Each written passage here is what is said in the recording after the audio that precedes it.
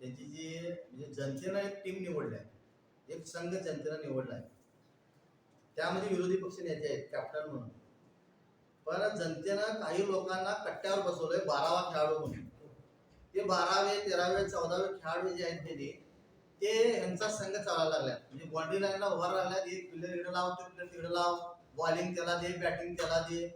मला त्या प्लेअरना सांगायचं आहे, तुम्हाला जनतेनं थोडं दिवस विश्रांतीसाठी आत बसवले घरामध्ये. त्यांना विनंती आहे त्यांनी घरात बसावं. आणि उदयसिंग पाटलांना कॅप्टन केले जनतेनं. त्यांनी स्वतःचं डोकं चालवावं आणि स्वतःच्या डोकं चालवून म्हणजे स्वतःचे जे काय त्यांनी विचार त्यांनी मांडावे. आता त्यांच्याकडं मुद्दे कुठले राहिलेले नाही, म्हणजे विकासाचे मुद्दे. पहिला त्याने विकासाच्या नावावर आपल्याला नावं ठेवते, आता ते बंद केले. त्यांना कळालं विकास चांगल्या पद्धतीने चालू आहे. त्यामुळे आता त्यांनी काय करायला, बाहेरच्या खेळाडूंचं त्यांनी ऐकायला लागल्या. त्यामुळे बाहेरचं कोणाला तुम्ही ऐकू नका, स्वतःच तुमचं डोकं चालवा.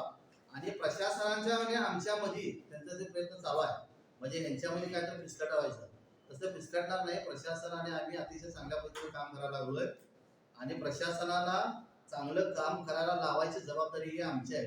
आणि लोकांना चांगलं वाटल आणि लोकांना